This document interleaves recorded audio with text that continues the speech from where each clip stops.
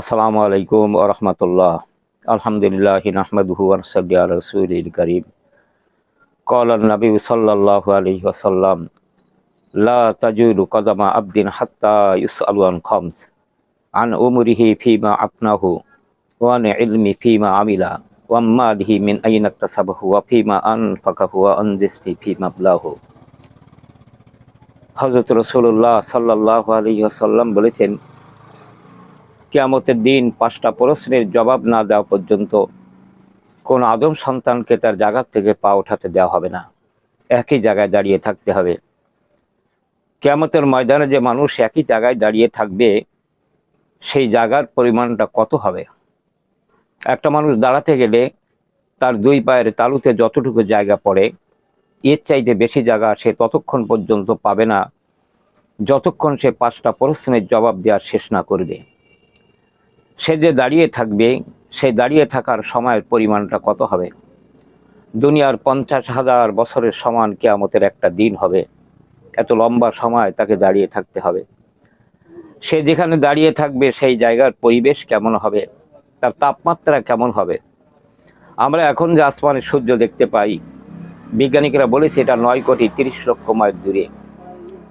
৯,৩০,০০,০০০ mile দূরের থেকে সূর্যের যে তাপ দেয়, আমাদের বাংলাদেশ ৬ ঋতুর দেশ, গ্রীষ্ম, বর্ষা, শরৎ, হেমন্ত, শীত, বসন্ত।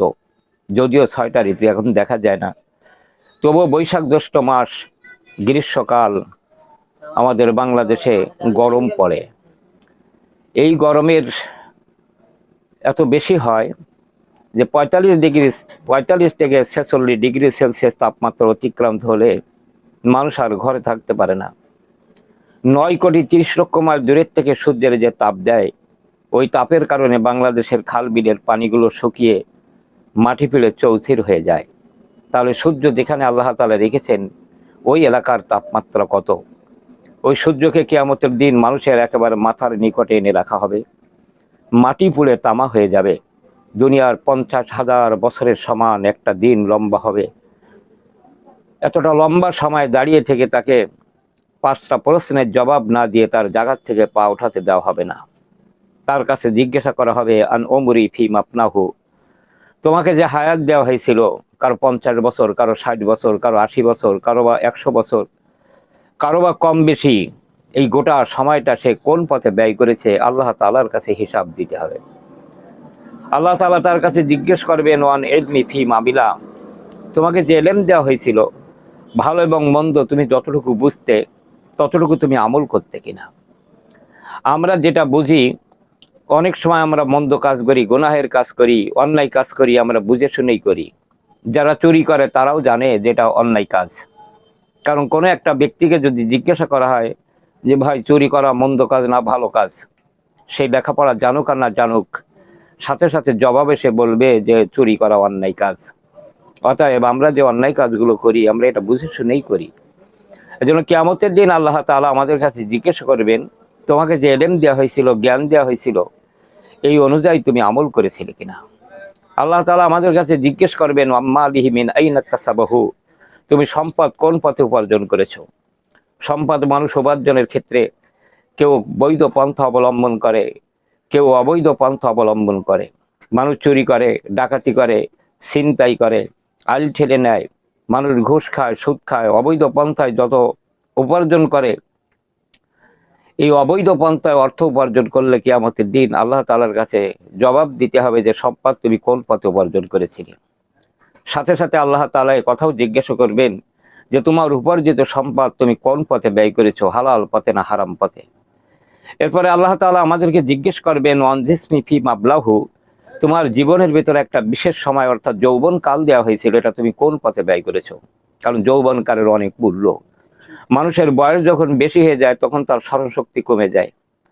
নামাজ পড়তে গিয়ে কয় রাকাত হয়েছে অনেক সময় মনে থাকে না, ওযু আছে কি আছে নেই এটা তার স্মরণে থাকে না। এখন কোন উক্তরে নামাজ চলতেছে অনেক সময় মানুষ হিসাব করে বলতে পারে না। বয়স হয়ে যাওয়ার সঙ্গে সঙ্গে মানুষের স্মৃতিশক্তি লোপ পায়। এই জন্য মানুষের যৌবনকালের একটা মূল্য আছে। সরকারি কর্মকর্তা হিসেবে চাকরির জন্য যদি দরখাস্ত আহ্বান করা হয়, তাও একটা সময়, একটা বয়সের সীমা বেঁধে দেওয়া হয়।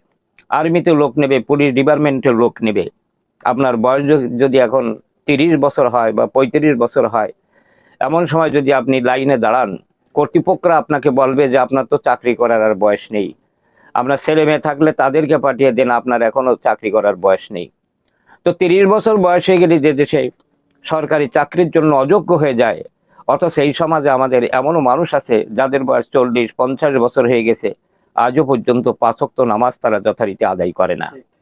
এই জন্য আমাদের মনে রাখা দরকার, আজকে যৌবনকাল আছে, কাল এই যৌবন থাকবে না। এই যৌবনকালের মূল্য দেওয়ার জন্য আল্লাহ তাআলার হুকুম পালন করা দরকার। এই 5টা প্রশ্নের জবাব না দেওয়া পর্যন্ত কিয়ামতের দিন কোনো আদম সন্তানকে তার জায়গা থেকে পা উঠাতে দেওয়া হবে না। অতএব আমাদের ইমানদার, আমাদের যারা নিজেদেরকে মুমিন বলে দাবি করি, আমরা পরকালকে অবশ্যই বিশ্বাস করি। অতএব কিয়ামতের ময়দানে এই 5টা প্রশ্নের জবাব দিতে যে কেউ আমরা আটকে না যাই, এই জন্য হায়াতের শেষ মুহূর্ত পর্যন্ত 5টা প্রশ্নের জবাব দেওয়া পর্যন্ত আমাদের সেই 5টা কাজ যথানিয়মে আমাদের আদায় করা দরকার। তাহলে আশা করা যায় আল্লাহ তাআলা কিয়ামতের দিন আমাদের জন্য ওই সময়টা আমাদের জন্য আসান করে দেবেন। আল্লাহ তাআলা আমাদের সকলকে হায়াতের শেষ মুহূর্ত পর্যন্ত হাদিসের এই 5টা বিষয়কে মনে রেখে সেই অনুযায়ী আমল করার তৌফিক দিন। ওমা তৌফিকি ইল্লা বিল্লাহ। আসসালামু আলাইকুম ওয়া রাহমাতুল্লাহ।